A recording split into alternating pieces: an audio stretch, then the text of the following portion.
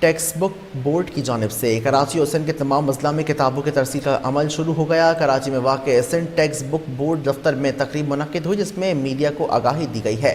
اس وقت ہمارے نمائندہ سید زہیب اس تقریب میں موجود ہیں، ان سے جانتے ہیں۔ جی زہیب، آگاہ کیجیے اس حوالے سے۔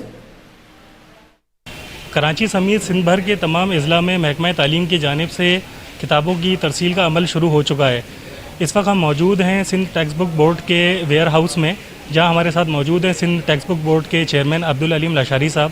آئیے جانتے ہیں ان سے اس سال جو ہے کتنی کتابیں جو ہے پرووائڈ کی جا رہی ہیں سندھ سمیت کراچی میں اور تمام اضلاع میں سندھ کے، اور یہ کتابیں کب تک میسر آ سکیں گی بچوں کو؟ جی لاشاری صاحب۔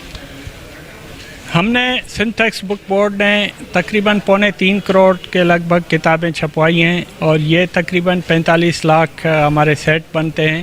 چھوٹی کلاسوں کے کم کتابیں، بڑی کلاسوں کے زیادہ ہیں، تو یہ 45 لاکھ کے لگ بھگ سیٹس ہیں۔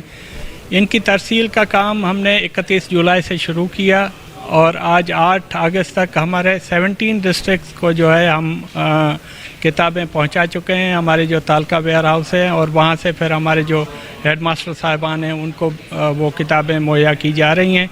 ریمیننگ جو ہمارے 13 ڈسٹرکٹس ہیں وہ 15 اگست تک ہماری جو ہے وہ ترسیل مکمل ہو جائے گی۔